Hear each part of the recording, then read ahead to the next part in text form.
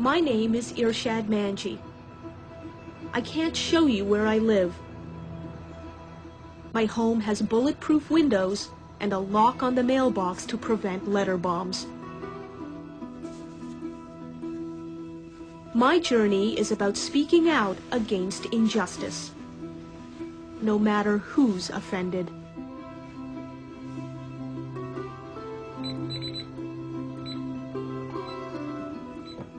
As a Muslim, my faith is unshakable.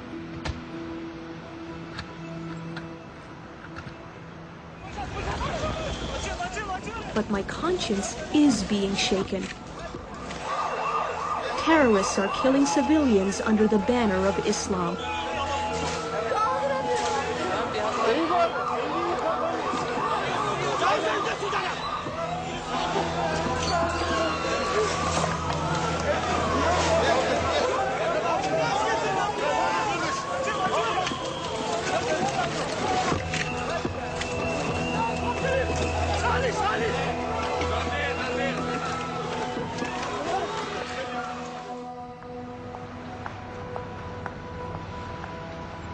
I'm guided by chapter 4, verse 135 of the Quran.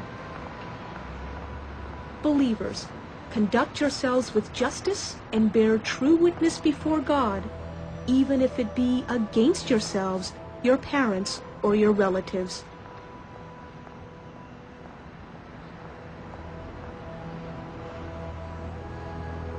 My conscience compelled me to write a book, The Trouble with Islam Today. It's about using the beauty of Islam to counter atrocities in God's good name. I won't abandon my God or my voice.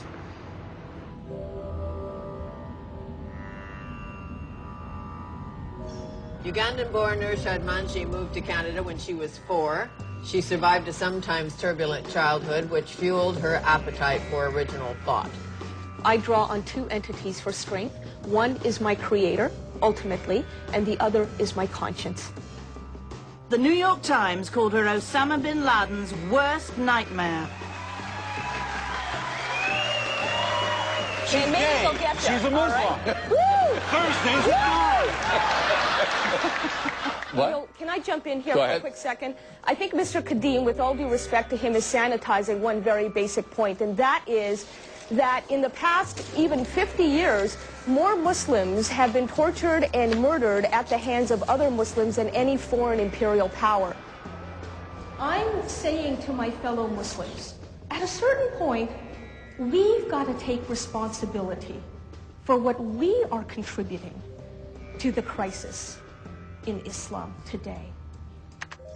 For speaking out, I'm flooded with furious emails.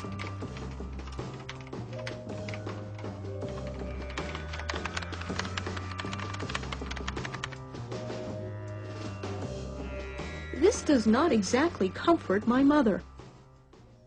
I feel like she's expressing herself way too much. And she's right what she's saying. I'm not saying she's wrong. But sometimes in this world, the truth doesn't go too well with people. Mom's worried that what happened to Salman Rushdie could happen to me. He's the Muslim-born novelist who was sentenced to death by a religious leader for what he wrote. Any advice for young Muslim Canadians who desperately want to say what they're thinking and feel the pressure to shut the heck up? Just go ahead, you know. How many people can they shut up? I mean, I think it's got to start happening, you know. And if you have the great privilege of living in one of the relatively few free societies of the world, you know, use the freedom. The point about freedom is to use it.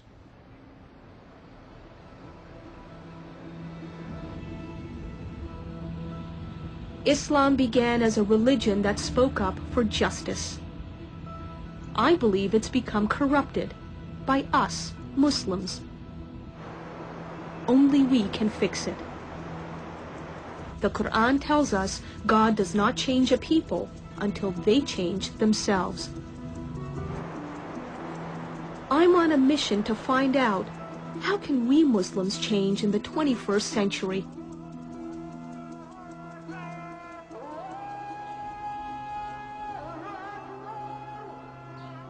Yemen, on the southern tip of the Arabian Peninsula. The region from which Islam emerged in the 7th century.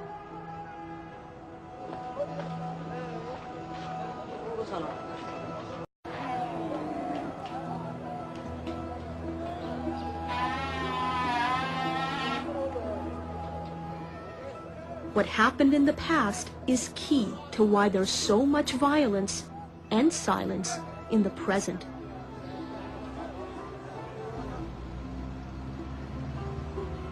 The early history of Islam is being exploited by contemporary holy warriors. Ahmed Nasser is one of them. كان عملي في أفغانستان هو حارس شخصي لأسامة بن لادن. How do you view him today? كيف ترى أسامة بن لادن اليوم؟ سؤال محرج لكن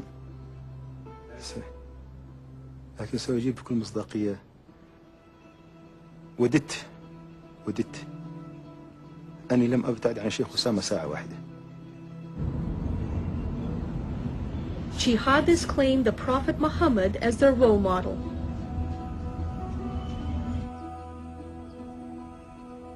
The Prophet brought a message of reform to the 7th century.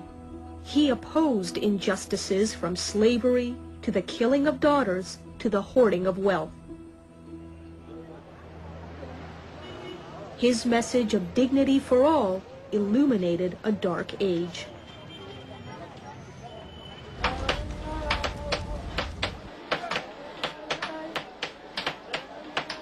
Muhammad aimed to forge Arabia's tribes into a single community of believers, the Ummah. نحن مسلمين والرسول صلى الله عليه وسلم يقول المسلمون في توادهم وتراحمهم كمثل الجسد الواحد.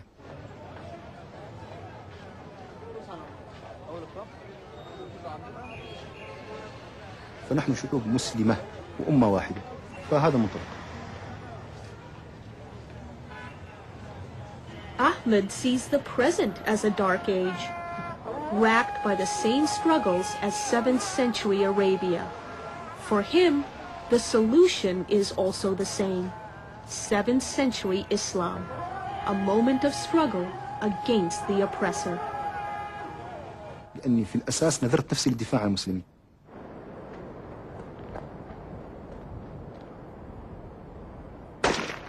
الرسول صلى الله عليه وسلم جاهد وصحابته جاهدوا وقتلوا واستشهدوا. كانت لهم كرامات وكانت لهم آيات ولهم علامات فهم قدوتنا وقدوة الرسول صلى الله عليه وسلم والأنبياء من قبل. Many of the Muslims I have spoken with would argue that what you have just said is not just a misinterpretation, but even an abuse of Islam. جيد لا بأس. أتمنى منك أن تعيدي عليهم الأسئلة مرة أخرى ولكن بعد أن تهتك أعراضهم ويقتل أبنائهم ويشردوا ويطاردوا في صقاع الأرض. فأعيدي عليهم الأسئلة ستتغير ترين الإجابات متغيرة تماما.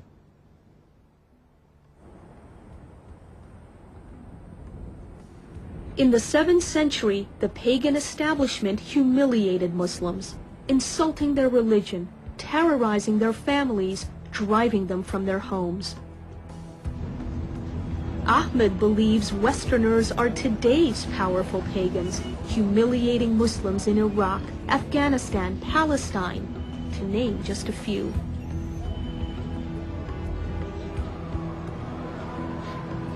Now, as 1400 years ago, fighting back can demand the ultimate sacrifice. Ahmed has a son, Habib. Would you be proud to have Habib become a martyr? هذه أمنية لأبوه اللي هو أنا. فإن لم يكتب لي الله الشهادة فتمناها تكون في ابني حتى يشفع فيه في أمه وفي أهله.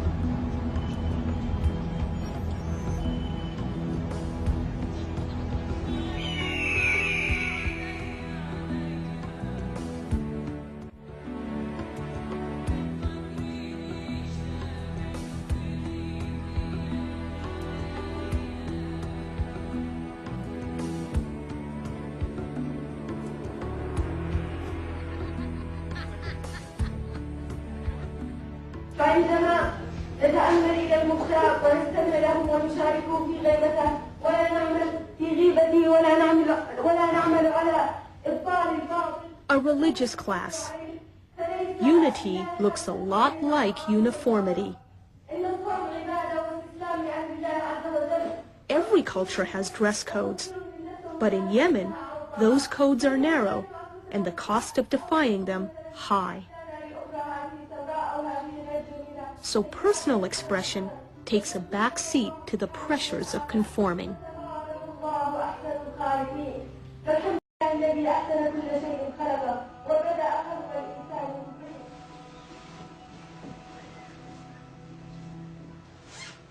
Lamia is from California. She converted to Islam in college and married a Yemeni. Would you feel comfortable at this point to remove the niqab? For me, as what the Islamic requirement is, and my face and my hands are allowed to be shown, so I can do that if you'd like that to be, for me to do that now. Let's see.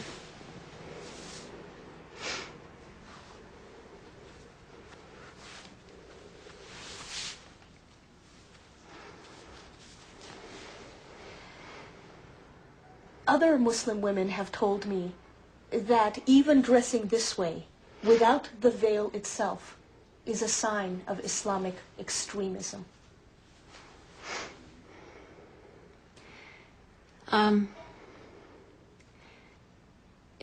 Extremism is a relative word. Actually, I think that I did something that's very American. I took advantage of the American freedom of expression and religion. Can wearing the abaya and niqab truly be a free choice if you know that when you go out into the streets, you will be harassed if you don't wear it? In that type of society, it can't be a truly free choice, because it's not a society that allows free choices in many ways, not just in terms of how women should behave.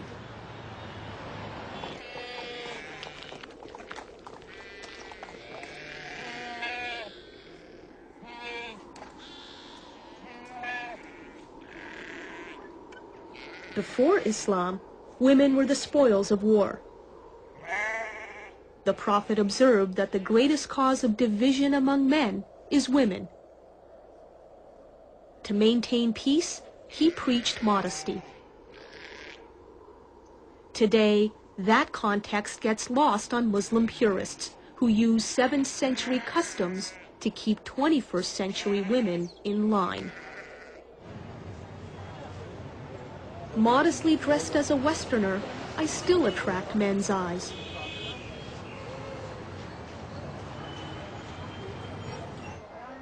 But why is it always women who have to adapt? Do you have plain burqa? No design? Yes, design. No design? No, yes, Okay. design. Yes. Can I see one or two? Yes, okay. Okay. It's model in Yemen. Oh, this is okay. This is modern Yemen. This is modern Yemen. Ow. You realize I've always wanted somebody to dress me. Yes. Yes. This another. Oh, take it off? Optical. Optical out? Okay. Opticals. Talk about blind faith.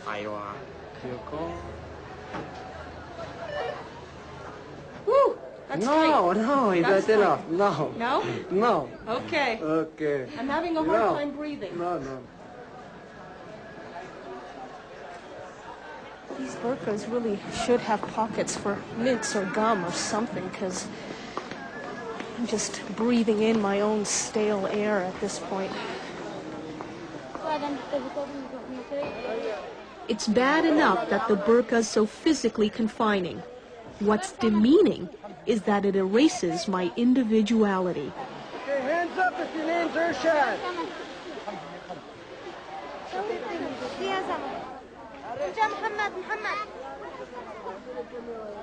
Individuality is not about how you look, but how you think. And that's the deeper problem. Islam, in my view, has become dominated by the demands of tribal thinking.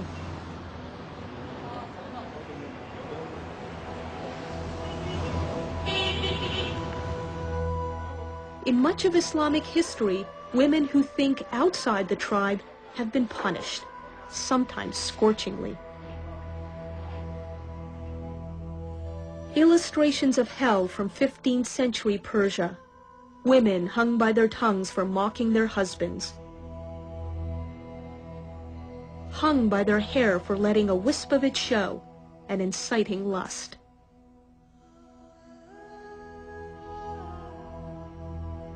Late 20th century Iran. The law lets judges condemn women and even men to stoning for moral sins like adultery.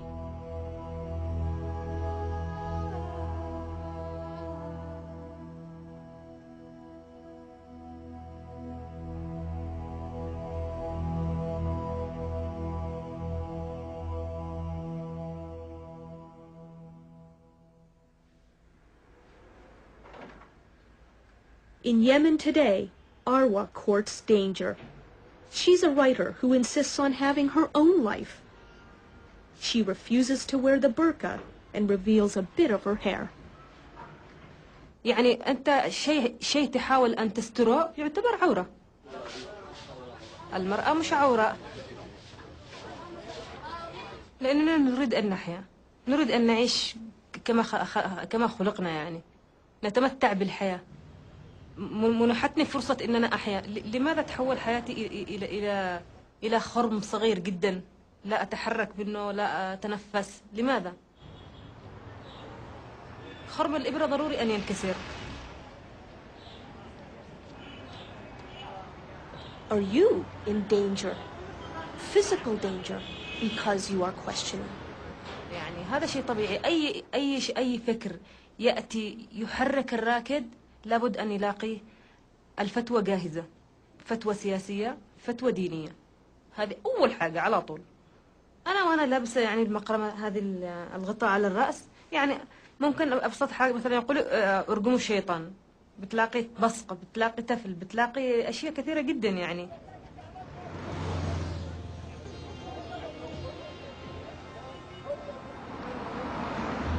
Like Arwa, I'm called a Satan for doing the devil's work, dividing the Ummah.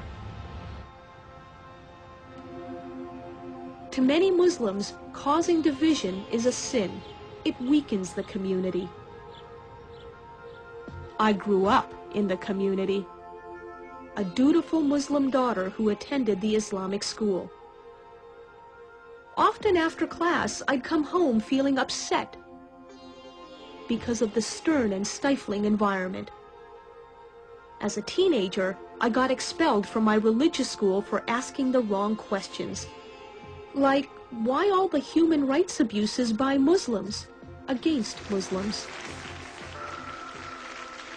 Today, far from weakening my community, I'm trying to open up my faith through honest debate. What role do we Muslims have in helping to heal Islam? Are we willing, are we ready to take even a part of the ownership of what ails Islam? If you question Quran and you question Prophet and question all the entire belief of Islam, if you don't get the answer, then it means there is something wrong with you, because there is answer for everything. The Prophet taught that differences of opinion are a sign of God's mercy.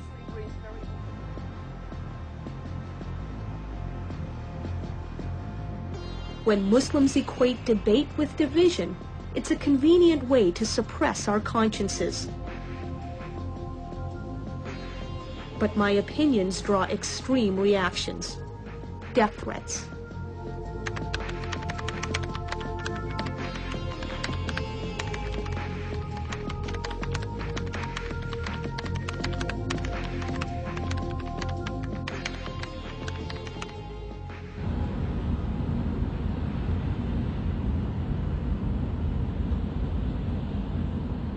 So when they send you death threats, what do they say exactly?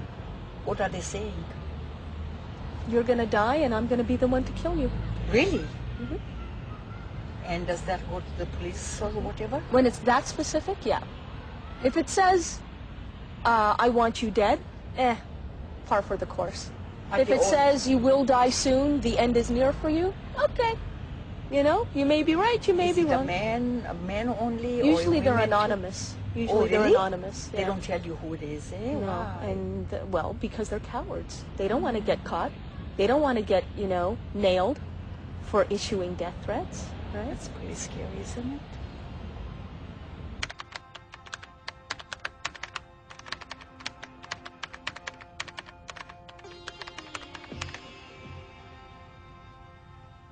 The best accusation, I mean my favorite of all time, came from an angry Muslim guy who wrote to say, Irshad Manji, you lie so much about Islam that even your hair rises up in protest.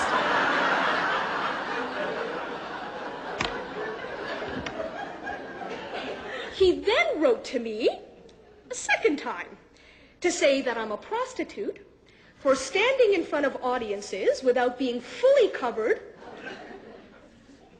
If something, God forbid, if something happens to you, can you just imagine my life without you? Can you just imagine? Look, every day I go through this debate with myself about whether I should have written the book and I should be, you know, doing what I'm doing while you're still alive. Okay, but here's the problem. I want you to be alive for a very long time.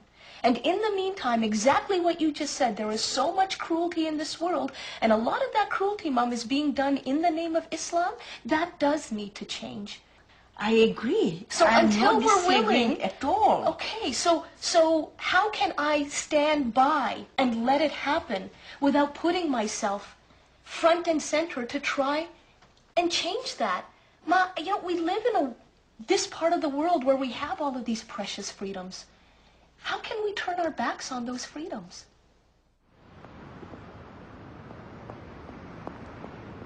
Muslims in the West know how to exercise freedom. At one of my speeches, a woman hands out pamphlets. Stop talking about Muslims and Islam all the time. Can I ask you a quick question? Yeah. When you say that you don't hate me, and Yeah. yet you call me the devil in disguise, Yes, and you because- say, keep away from this lunatic deceiver, do you not think that's hateful speech? No, it's not hateful. No. But only Okay? my name is up on Yeah. top when you say Well, the you have manipulator of started, minds, yes. a major deceiver, Yes, you leading to are. fire. Yes, you are. Sorry? Leading to fire, a major Yeah, deceiver you are leading to fire. You are leading our young people to fire because you want them to follow your lifestyle. Look, what you say, May I shake your you hand are taking in out peace? your anger by writing the books and coming on the television, and I am taking out my anger with this little thing here. By demonizing. And if you, not demonizing, but I'm telling the you, devil in disguise. If Yes. that isn't demonization, I don't know what is. Not you, but the Irshad action. Manji, the devil in disguise. Yes, okay, so what? Freedom of speech.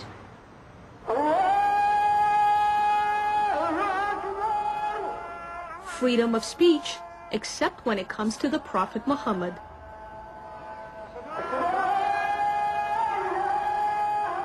We Muslims believe that the Prophet obeyed God perfectly.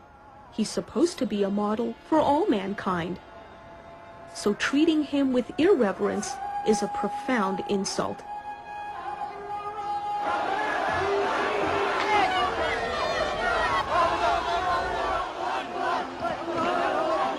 Take the Danish cartoons. Some of them depict the Prophet as a terrorist. A minority of Muslims demonstrate, but they capture the majority feeling: deep offense.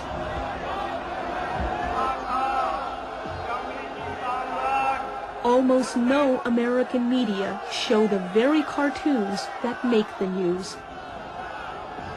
Their self-censorship, I think, treats all Muslims as if we're children, incapable of handling challenges with maturity.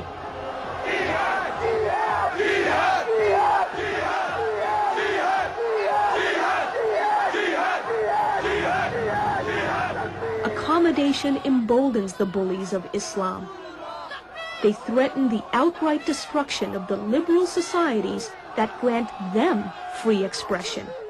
That's offensive. Freedom, go to hell! Freedom, go to hell! Freedom, you will pay! Freedom, you will pay! Freedom, you will pay! Freedom, you will pay!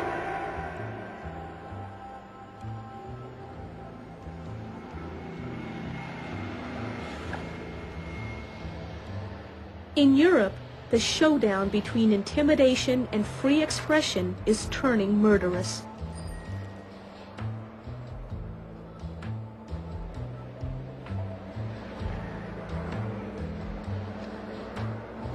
The Dutch take pride in their live and let live attitude.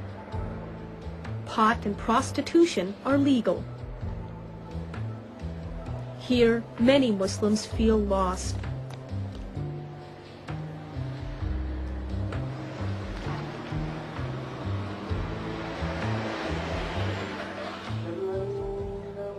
In a chaotic world, fundamentalism can be a moral compass.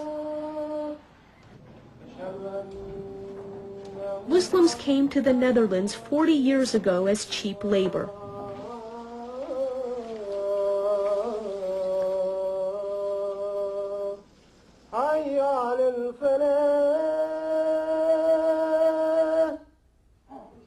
In Amsterdam, they make up 13% of the population. Their voice is growing, and some are pushing non-Muslims to conform to Islamic norms. When an Amsterdam newspaper runs a story on Islam, showing the Quran on the cover, Muslims who dominate newspaper distribution refuse to carry it.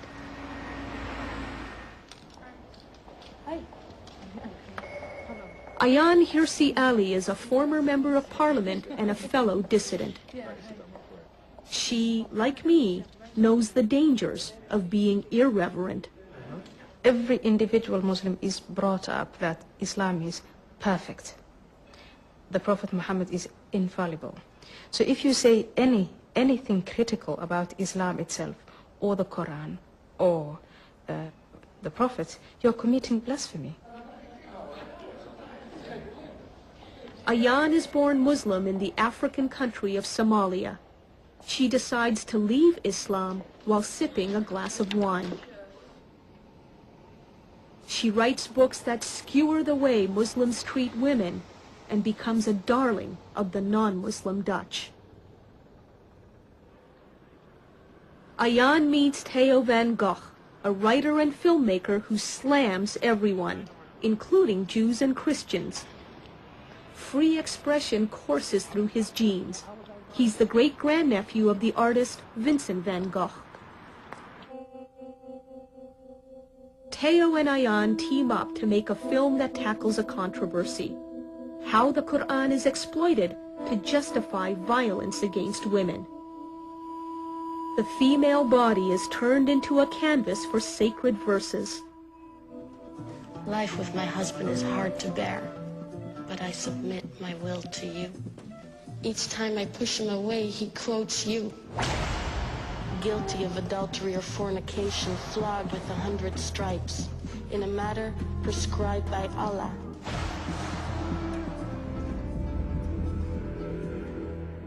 Mohammed Bouyeri, a Dutch-born Muslim with Moroccan parents, erupts.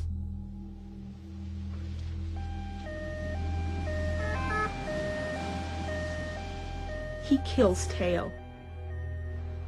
First, he shoots. Then he tries to decapitate Theo with a sharp blade, a weapon common in 7th century tribal warfare. Using Theo's corpse as a canvas of his own, Muhammad stabs a note into it. Written in Dutch with rhythms of Arabic poetry, the letter urges death for the film's writer, Ayaan Hirsi Ali. Were you afraid after that happened? Oh yes. I mean, I really believe that Mohammed Bouyeri was acting out of conviction and that he really means and meant what he said. I also believe that he's not the only one. He's in prison, he's behind bars.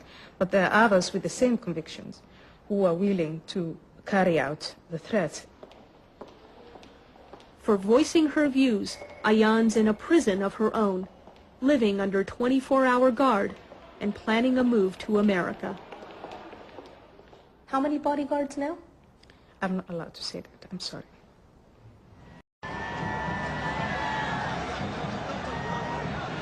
Outraged by Theo's assassination, tens of thousands of Dutch, Muslims among them, protest in the streets of Amsterdam. Several mosques and Islamic schools are torched. The battle lines are drawn. To get the mood in Mohammed Bouyeri's old neighborhood, I talk to the coolest Muslim kids I can find.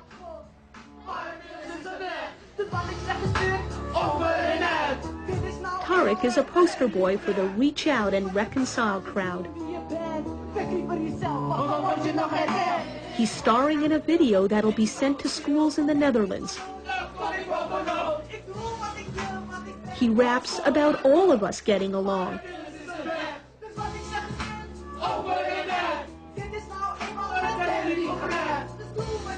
But even Tariq won't denounce the murder unconditionally. They were all both, they were all stupid guys. Because Tevako makes a mistake, and Mohammed Bey too. But we live in a free society. Yeah, a free society, it doesn't mean you may say what you want. You don't make discriminations of other people. But aren't you, in a way, then discriminating against people like Theo van Gogh by saying you're not allowed? No, I don't say that. But he's discrimination the Muslims, and that may not happen. Mohammed Bey did something wrong to kill someone, he must be punished. But someone whose discrimination must be punished too. Tariq is saying that feeling offended is the same as being discriminated against.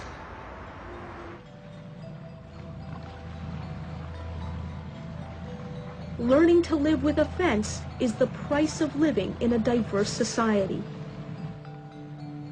When Muslims shield ourselves from that kind of challenge, we declare we're incapable of growing, and that our faith is too.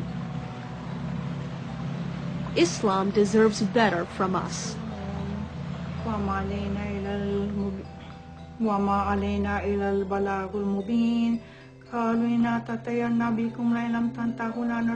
mom shows that even a 5 times a day on your rug to pray Muslim can be open to challenge, and can challenge right back.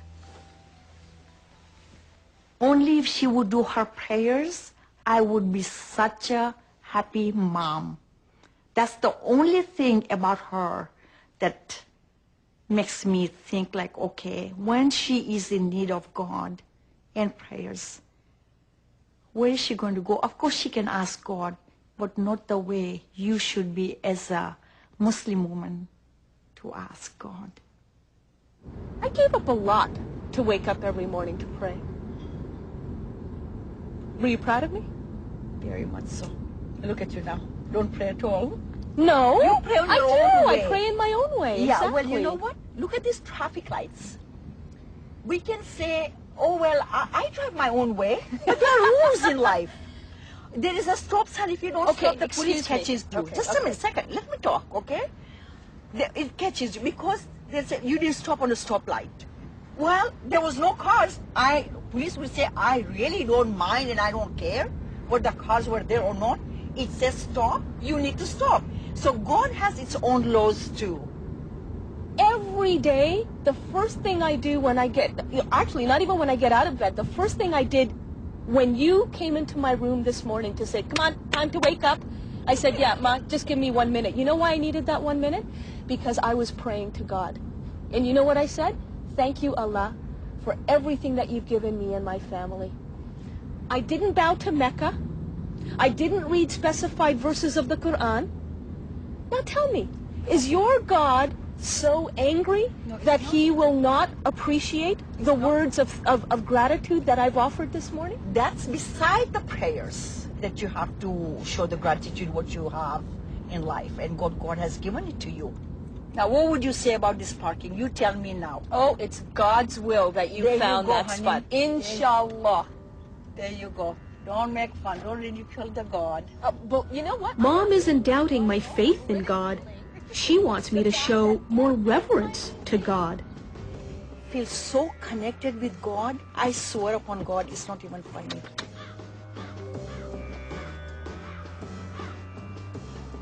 Good thing she doesn't follow me to Yale University, where I'm giving a lecture. The police bring out bomb-sniffing dogs. My questions cross a line that my open-minded mother wouldn't touch. Is the Quran really the perfect word of God?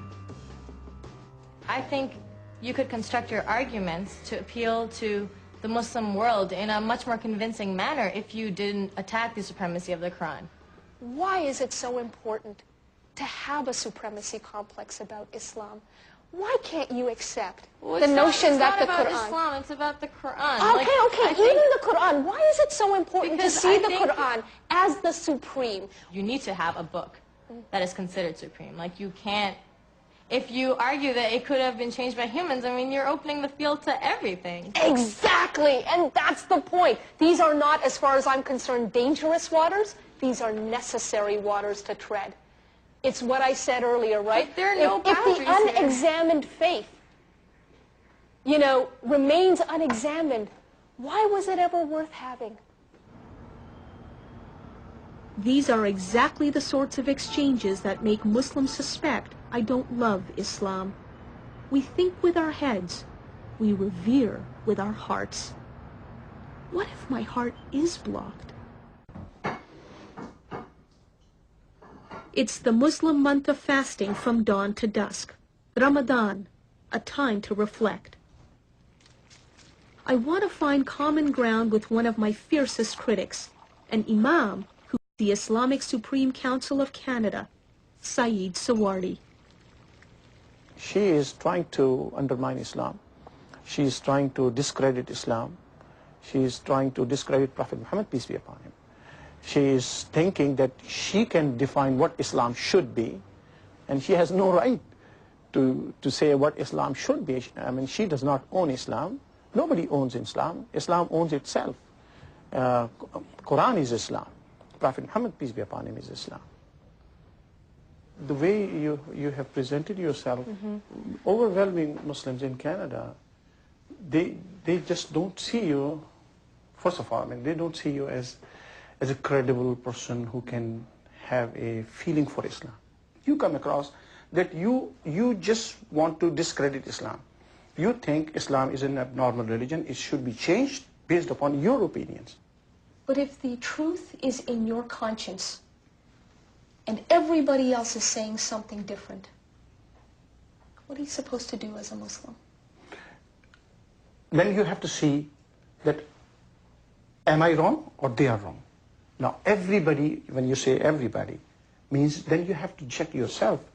And I ask you that when you present yourself, you should question the behavior of Muslims. Absolutely, I question many Muslims around the world. They question the behavior of Muslims, not the teachings of Islam. And Allah has asked us to go and read and write. The entire concept of Islam started from reading and writing, learning, respecting, and all those beautiful values of Islam, which we have left. Remove corruption from our society, and then we will enjoy the blessings of Allah subhanahu wa ta'ala. Among them, the bounty and abundance of food during Ramadan. Thank you very much. You're reminding me of this beautiful verse in the Quran that God changes not what is in a people until they change what is in themselves. That's right. We need to change ourselves.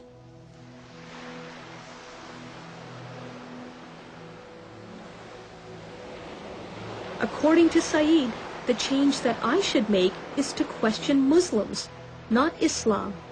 After all, he says, Islam values what I revere, learning.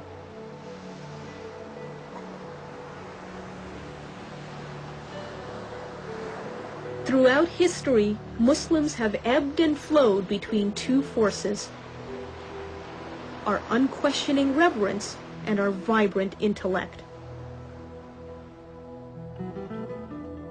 9th century Baghdad, Muslims gave the world among its first institutions of higher learning. 15th century India, the Muslim emperor sponsored open debates.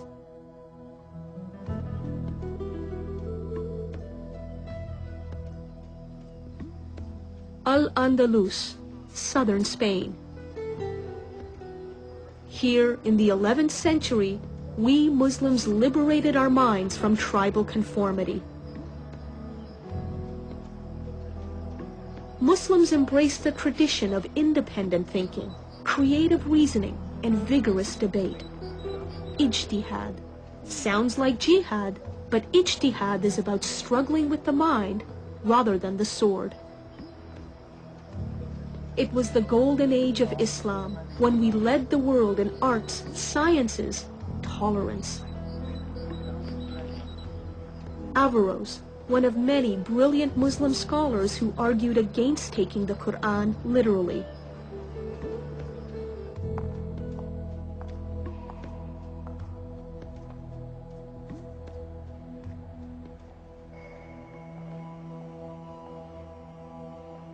Libraries included works of Greek philosophy, which Muslims, Jews, and Christians translated together. People of all three religions intermingled and intermarried. Spanish Muslims had something that Christian Europe couldn't imagine: running water.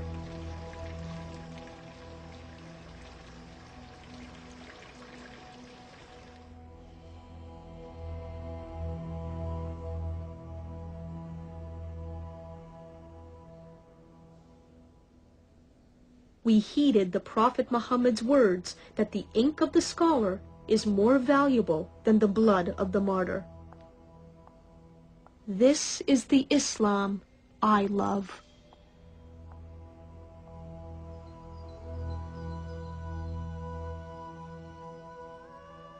But it's Muslims who begin the destruction of Islam's golden age.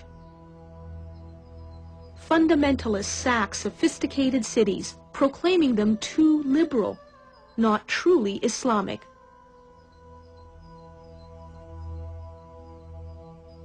Al-Andalus is hollowed out from within and gradually reconquered by Christians.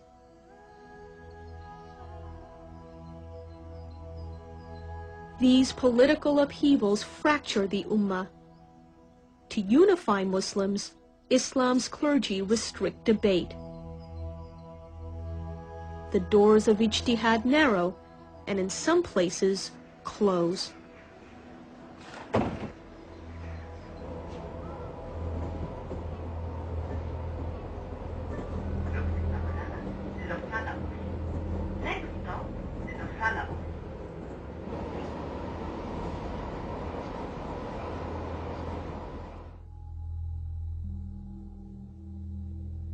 The Madrid train bombings, carried out by Al-Qaeda. Bin Laden says he wants to recover Al-Andalus, yet he has the same militant beliefs as the thugs who ruined Al-Andalus. And just like them, he's killing Muslims. Jamila's daughter died in the bombings. Yo estaba en la casa durmiendo y me llamó su amiga en estación y ha dicho, Sana, yo ha dicho, Sana está con su tía en Alcalá de Henares. Ha dicho, has hecho la bomba en Atocha.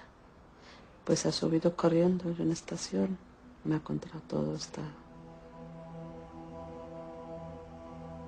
Bueno, he llegado a la estación, me ha encontrado todo, está cortado con la policía y estaba yo como una loca por las puertas, porque yo que he pensado me voy a encontrarla viva.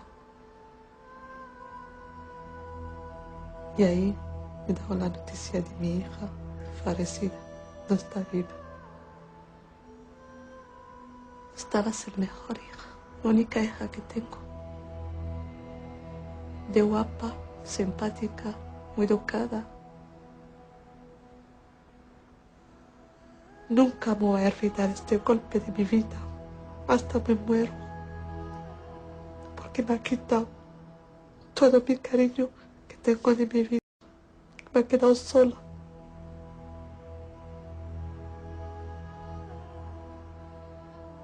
No me voy a perdonar a nadie. Como sea. Es políticos, terroristas, como sea. Nunca me voy a perdonar. Me ha quitado mi hija. Así. Con este dolor. Estoy sufriendo.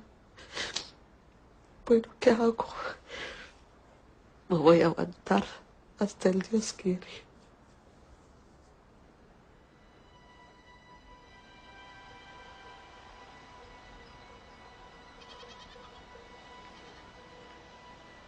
The hope for Muslims today may be ijtihad, Islam's own tradition of reasoning.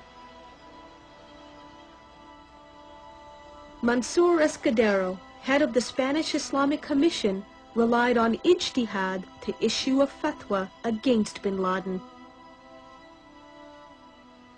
What made you decide you were going to do this? Because a sense of responsibility. Oh, no. We felt that was an attack against us. Oh, no. What we want is to recover the sense, the spirit of Al-Andalus, where all the religions, the main religions, Jews and Christians and Muslims, can live together. We cannot follow blindly the religion of our ancestors. And the Quran says that, don't follow the religion of your ancestors. It is a command to do ijtihad. It's a command to reason. Our jihad is to do ijtihad.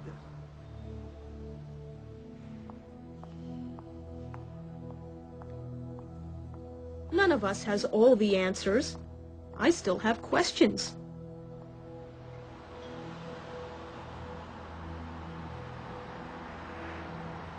As I wrestle with my conscience, Mom reveals more about hers. She takes me to her mosque. Does almost everybody wear hijab? Yeah, the girls, yeah. Yeah, all the girls, see? They're all praying, but they're all in hijab. This is women's entrance. I usually park my car right in here.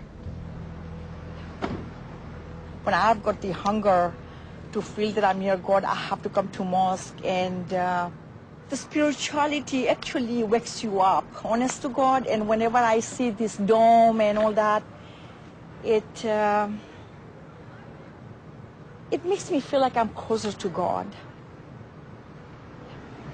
In 1998, when I was really sick, I went there for my Hajj, for my pilgrimage, for the first time and the last time in my life. And I was so sick that people did ask me, who are you going with? I said, my God. I'm going with my God. That's what I'm going with. He's with me. Mama is rancho. Is that okay? No. Can you stop this? How come? Why? Oh, sir. Do you have the permission of the community to do this? We're actually just talking about Islam as we're looking at these pictures. They said it's okay, but have you taken permission to come here? We didn't know that we need permission. You need a permission to come property. here. Huh? It's a private property. Mom didn't bring me here to create a scene. I'm one of the members of mosque. She's a longtime worshiper within this community, so she figured it would be fine to film outside her mosque. So what is such a big deal coming to mosque with my daughter? It's a mosque. There's no mosque section, and you're taking a picture within the property of the mosque. I'm talking about God. I understand. You can talk about God. You can talk about anything. I never knew that you needed permission to come to mosque. Let's look at it. That's it. Let's go. That's fine. Thank you, Honorable.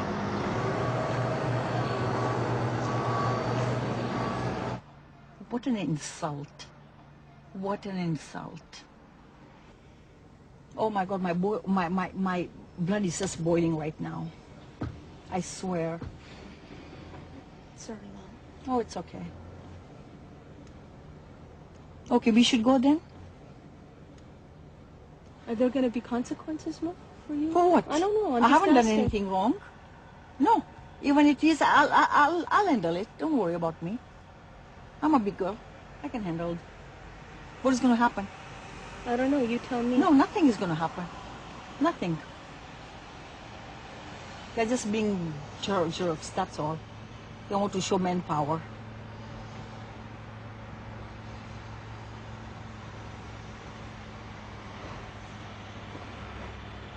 Give it another try?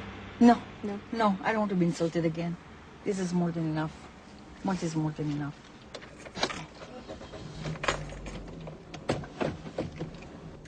But you know what, Ma? I think that, remember when we were talking earlier about praying 5 times a day in the authorized way, and you were saying that, you know, God has his rules for the world? I honestly think that the rules that you've been given come from the abuse of power in a lot of cases, not all, but in a lot of cases that we just saw. Rules, except my prayers. Yeah. And do the right thing and treat other human beings like human beings, not like a bunch of animals and idiots. This is my religion. Okay? That is my religion. And respect people.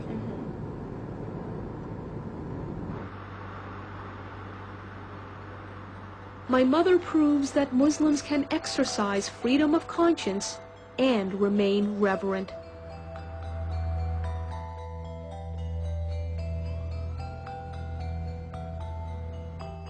I began my mission wanting to learn how we Muslims can change for the 21st century. Here's what I've discovered. We can no longer live by 7th century tribal culture. It distorts Islam today. I've also discovered that being offended is not the same as being oppressed. In a diverse world, offense is to be expected. So is debate. And we've got a tradition of debate, ijtihad. By honoring it, more Muslims could speak their minds and bust out of tribal conformity.